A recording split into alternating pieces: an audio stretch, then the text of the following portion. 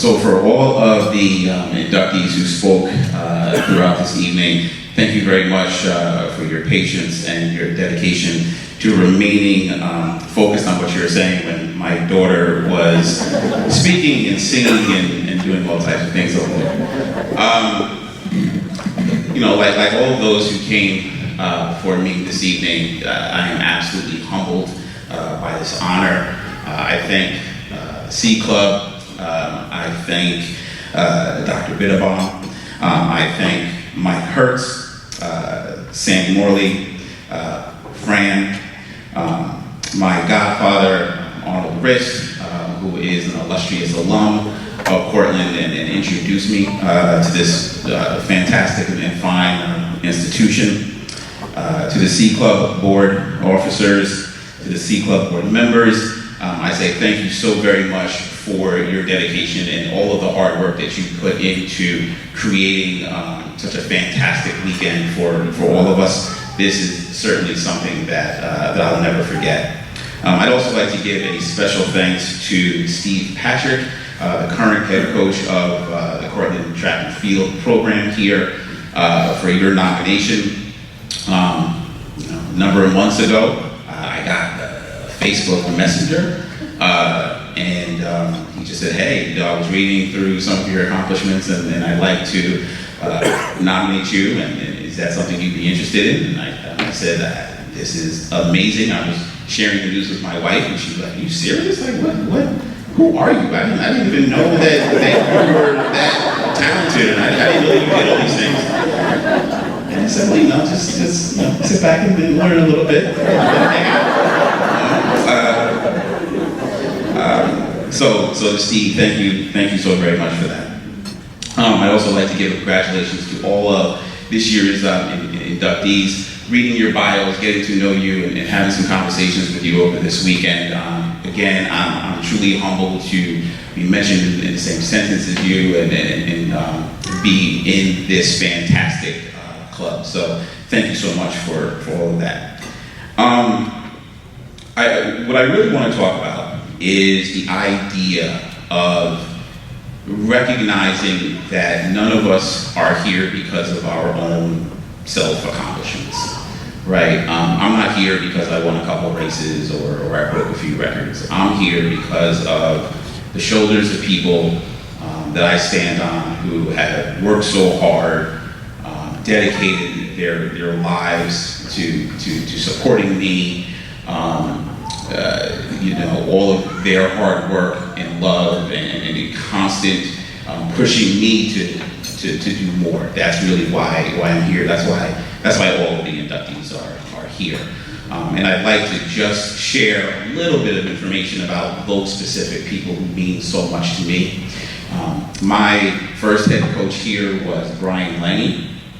And I was telling some of the track athletes this story earlier this evening. I met Brian Lange one day down in the Lux Fieldhouse. I walked down there and I said, hey, you know, I'd like to you know, run track here, and you know, what do you think? And he said, you know, come on down. He was like, you know, hang out with us for a few days, go through some drills, and we'll see how things progress. And I said, it sounds fantastic. And I did that for about 2 weeks, and we had a conversation. I said, you know, I'd like to, you know, be on the team, but I would like to be a short sprinter. I'd like to run the 55, the 60, the outdoors, you know, the 100 and the 200. And he said, you know, well, I've been watching you for, you know, over the last couple weeks, and I really think that you'd be a really good 400-meter runner. And for any of you who know the difference between running 100 and 400, you know that the 400 hurts way more. And I looked at him and I said, no. I'm going to stand by what I said. I'd like to be a short sprinter. And he said, okay. He said, I'll make a deal with you. He said, we have a meet coming up at Cornell. You can run 55 there. If you do well, I'll train you to be a short sprinter. But if you don't, then you owe me at least 1 year of running the 400. I said, that's fair. Get to Cornell, run the race, go over to him afterwards, and I said, how did I do? And he was looking at his stopwatch. He was looking at the official times that were coming out. And he said, yeah, I'll train you to run the 60. and the 55. And I said, okay, well, how did I do? He said, well, you just ran the second fastest time in the country. And I was like, I told you. And so from there, what really stands out to me about Brian was he took the time to really develop an individual relationship with me. He developed individual workout programs and regimens for me. And that is one of the things that makes Cortland so special. You truly have the opportunity to get that individualized attention both in the classroom as well on the field. And for that, for Brian, I will be forever thankful for that opportunity. The next person that I'd like to speak to, he was already mentioned by Tony, Larry Zarnetti. He was the head coach my senior year after Brian had moved on. And I was a little nervous about a new coach coming in because, again, if you are in what can be individualized sports, tennis or track and field, that relationship that you have with your coach is so very, very important. And I remember having a conversation with Larry at the time, and he said, tell me a little bit about your development and what you're looking to do. And I told him that a big part of it had to do with those individual workouts and regimens that Brian and I had worked on and developed together. And Larry said, well, why don't we do this? Why don't you come down to my office tomorrow and we'll call Brian.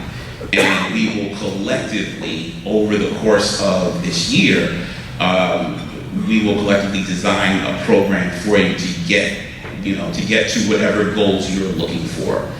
And I thought that exemplifies the idea of out-of-the-box thinking and doing what's best for kids, right? Larry could have came in and said, this is the direction that I think would be best for you. But that wasn't the approach he took. He really took the approach of, I want you to be as included in this conversation around your development. And I want you to tell me what works for you. And if you think that continuing to work with Brian is part of that, then all of those pieces need to be there. And I don't think that you find an opportunity like that in many other institutions, especially once coaches move on. And for me, that really spoke to the importance of relationships, maintaining those relationships, because it's only through relationships that we all continue to strive and move on and become successful. So to both Brian and to Coach Czar, I thank them from the bottom of my heart. Outside of the Cortland family, I would be absolutely remiss not to speak to the group of people who have come with me this weekend and shared on this amazing journey. My younger brother, Cameron, I love you so much. You have grown into such a fine young man. I am proud of all of your accomplishments. And to all of you who don't know Cameron, here is my story about my younger brother. So in high school, I ran track and field, and I won a couple races, and there were always people that came up after my races, and they would say things like, "Oh my gosh, man! Your brother is such a tough negotiator," or "Your brother didn't tell us that that you could run that time in 100." And for years, I just didn't understand why these random comments would be made to me after meets. And then one day, one of my good friends came up to me and he said, your brother bets on your races, right?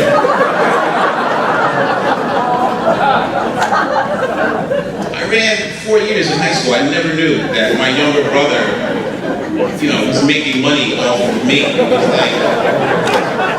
It was like a VH1, like behind the music moment or something like that. But I salute you, and I'm glad that you develop your entrepreneurship on my back. My older brother, not by blood, but because I've known him essentially my entire life, Craig Butler. Craig was my role model. My father was not around as much as I would have liked him to be when I was growing up, and as a result, there were times when I was looking for that male figure or that older brother figure in my life to help guide me and assist me in making good decisions. And Craig was always there.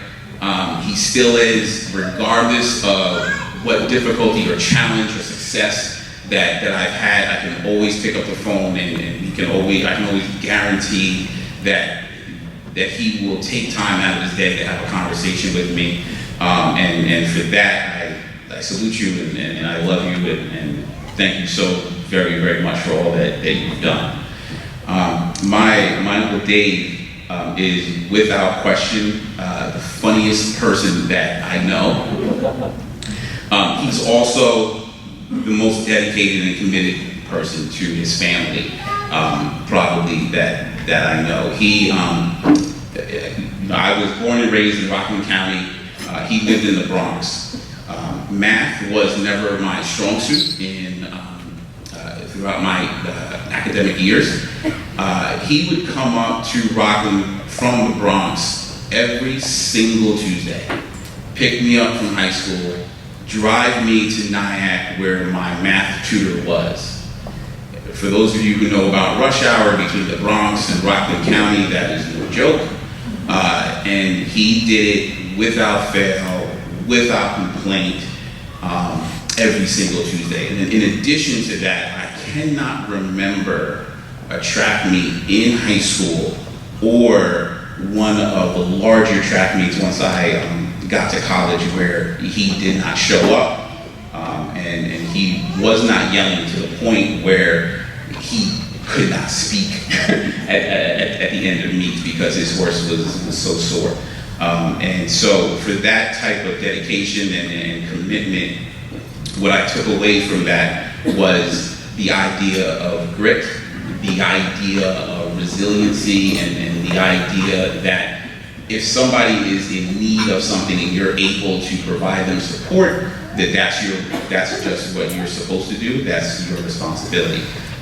And so, thank you for that. My Aunt Barbara she's looking at me right now. She's like, "Don't you dare." My Aunt Barbara, I don't even know where to start. She is one of the most loving people that you'll ever know. She is one of the most straightforward, no nonsense, doesn't beat around the bush at all. She'll always tell you like it is, whether you want to hear it or not, but it's always something that you need to hear, and it's always coming from a place of love. And there were, I remember one time specifically, I was getting ready to run a race at Penn Relays, and she was there, and we were talking a little bit, and I said, I don't know, I've never run in front of 10,000 people, and I think I'm gonna crap my pants, this is crazy. And she looked at me and she was like, well, then go ahead and crap your pants and then go run. Okay, great. But I thank you for all of your support as well, and always traveling to all of those meets, no matter where they were, Texas or Florida or Wisconsin or wherever. Thank you. My mother was a teacher in Nanuet Middle School for 34 years, and for 33 of those years, she was the only African-American female teacher. She raised both my brother and myself essentially on her own, and neither my brother or myself were angels, so she certainly had her hands full with us.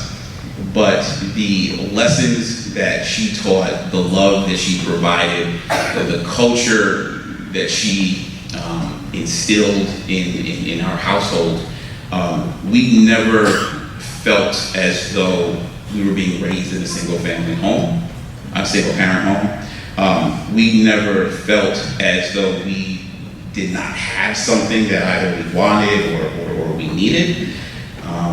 we never felt as though she would not provide whatever it was that we wanted, that needed at the drop of a dime. And I can tell you that now as an adult and a new parent, I have no idea how she was able to do the things that she did. I have no idea how she was able to get to every single one of my track meets. I have no idea how she was able to get to every single one of my brother's football games. I literally have no idea how she did it. I know that after a full day of work, I come home, my beautiful wife comes home, and we look at our daughter and we're just both exhausted. And I think back to my mom, I'm like, I have no idea how you did this, and for the most part, you did it on your own. And I can tell you what she was at. She was able to do that only by the grace of God and the faith that she has. And that has maintained her, that has driven her. And I love you from the bottom of my heart. And your shoulders are incredibly strong. They are incredibly broad. And the only reason that I'm here is because you demanded that Cameron and I excel. You demanded that we succeed. Failure was not an option. Getting poor grades in school was not an option. Not doing your best was not an option. And I only hope that I can be the same type of model and instill those same values in my daughter, and be the type of parent that you were. I love you, and thank you so very much. And if you don't mind, if we could all just, I'll never have this opportunity again probably, so if you don't mind, can we all just stand up and give my mother a round of applause, please?